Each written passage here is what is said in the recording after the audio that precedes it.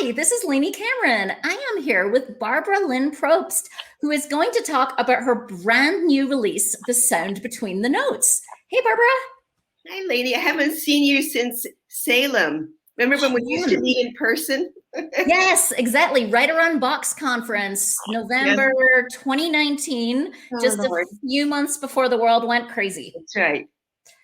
So, thank So, you, lady. congrats on the new release. And for those who haven't yet read any of Barbara's books, which if you haven't, you're missing out, this is her second book, her sophomore novel. Her first one, Queen of the Owls, was a big prize winner. It actually was nominated for several awards, including the Eric Hoffer, 5 awards, and the Eric Hoffer, which is very prestigious. I know you're on the short list for that. That's kind of amazing. Congratulations. Thank you. Thank you. So, where are you joining me from today? Well, I'm in what's called the Hudson Valley, but an hour north of New York City. And I live on a dirt road off a dirt road. Love it. So remote. Yes. And I'm going to ask you later if that remoteness plays into your writing in any way. I'm always interested in how setting plays into books. But let's start just by talking a little about your newest one, The Sound Between the Notes. So tell us a little bit more about it, maybe where the inspiration came from. Introduce those who've not yet heard about this book. Sure, of course. Well, my first book was about framed around art, around painting and photography, a woman's search for self. So this is framed around music. And I'm what they call a serious amateur pianist, but I'm like nowhere near as good as my protagonist. But it's using music as the frame, and it's told through the perspective of a musician and a woman who has an unexpected second chance at the career that she thought she had abandoned forever. So it's a search for really, who am I? Where do I belong in this world? How do I fulfill my passion while doing right by the people I love? So that's like the short version. That's beautiful. You asked me about my inspiration. Yeah. This is actually really weird because I've been playing with this book for a long time, and I actually remember the moment when that what if came to me. Mm-hmm. And I had just gotten back to studying piano after a long time away. And I just started to feel this glimmer of something new that I could actually explore. And so I was in the bathroom, I don't know. All the best ideas come to me in the shower. That's right. Something about the bathroom, right? Mine come in the shower. This was not in the shower. This was like brushing my teeth or something. Because I was doing something with my hands. And suddenly, like my left hand felt stiff. And I'm like, no, not now. Not now. And so it was this, what if there was a pianist who had this incredible opportunity and suddenly there's something wrong with her hand, which is the inciting incident, in the book. Now my hands are fine. I don't know what it was, just a bad hand day. But I remember that moment. It's really funny, Wow. And isn't it amazing how these little tiny moments in life can give us inspiration for something that becomes an entire novel? It's just amazing. I know. Well, this brought together a lot of things. I'm a mother by adoption. There are lots of parts of it, but that was like the most. And then I'll tell you one other little fun fact, which is that there's a particular sonata that frames the book, although it has a lot of country music in it too. It's not just classical. So I decided I owed it to my protagonist to try to learn to play it. It's too hard for me, but I learned one of the movements. So that was a personal challenge. It's kind of cool. Oh, I love it. And let's take a quick peek at the reviews before we talk more about the book and how it changed. I'm going to put up a slide here. And this is a beautiful review from Julie Cantrell. She wrote Perennials and several other best-selling books. And I love how she says that this book is yet another powerful story balancing lyrical language with a skillfully paced plot and offering a deep exploration of the search for identity and connection. I think that summarizes it really nicely.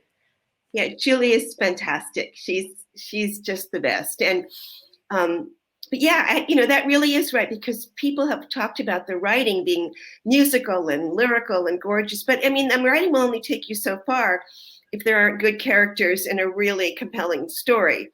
So that's something we get better at over time, I think, Yeah, and I'll ask you now a question that I ask normally later in the interview, but you said getting better over time. So what do you advise other writers? Because this is your second book, your first one, quite a few awards. Like, what do you advise when people are saying, like, what can I learn from you, Barbara?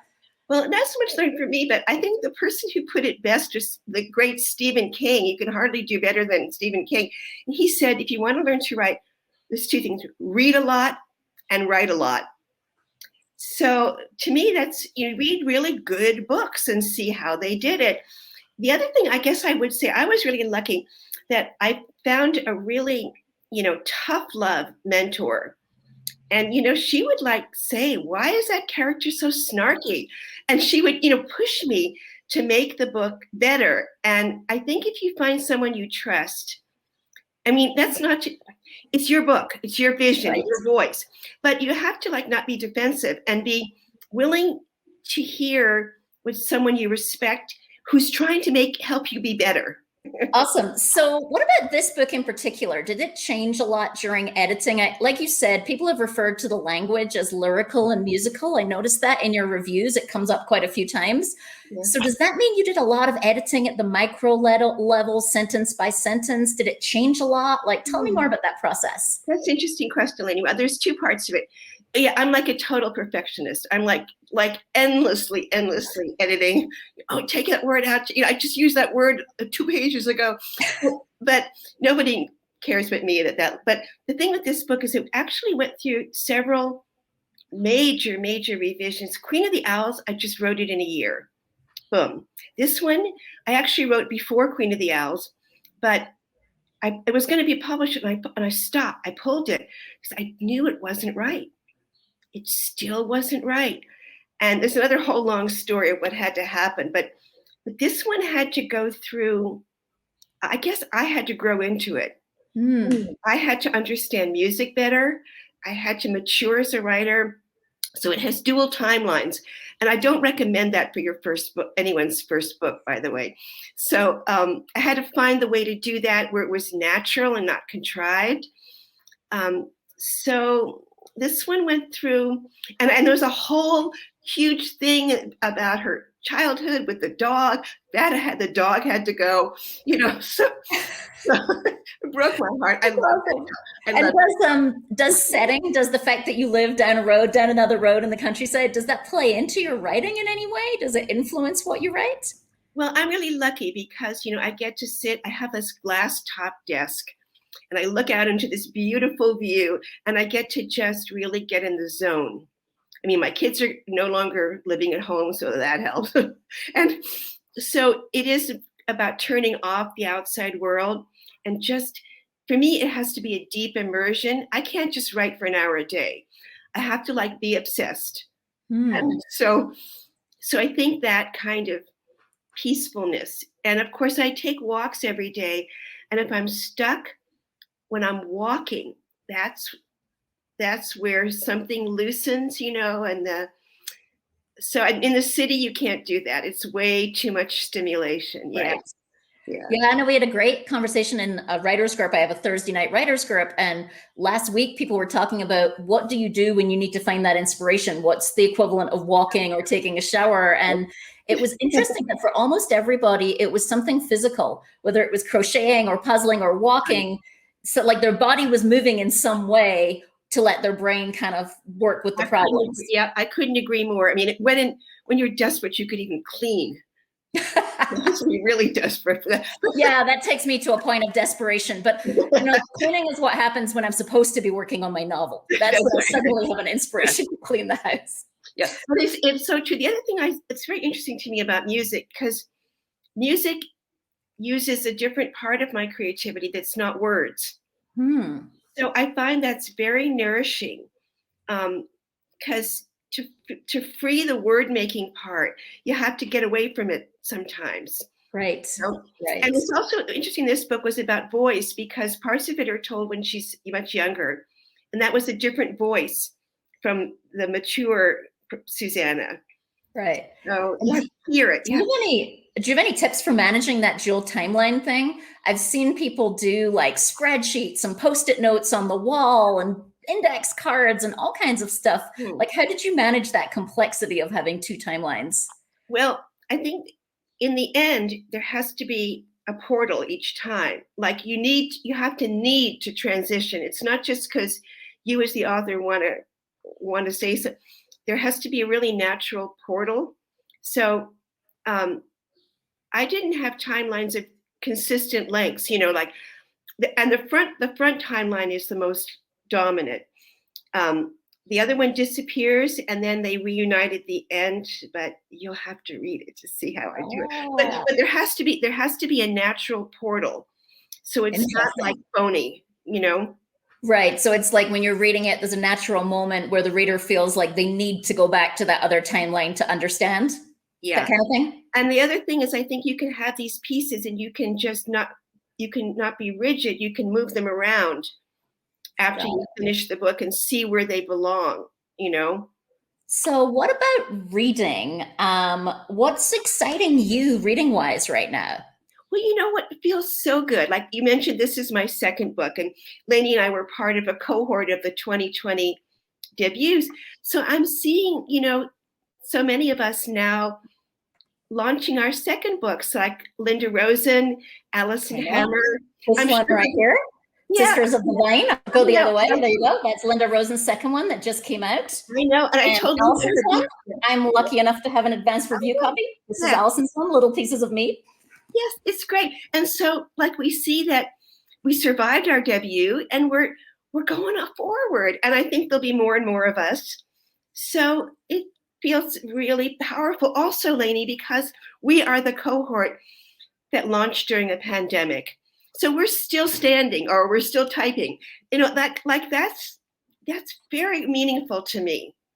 Yeah. And does it feel different this time around as the second one is coming out? Like, how is it different to number one? It's like having my second child, with my first kid, it was only all cotton diapers and stuff. And by the time my daughter came, she'll never listen to this thing. I was changing her diaper on the hood of the car. This is true.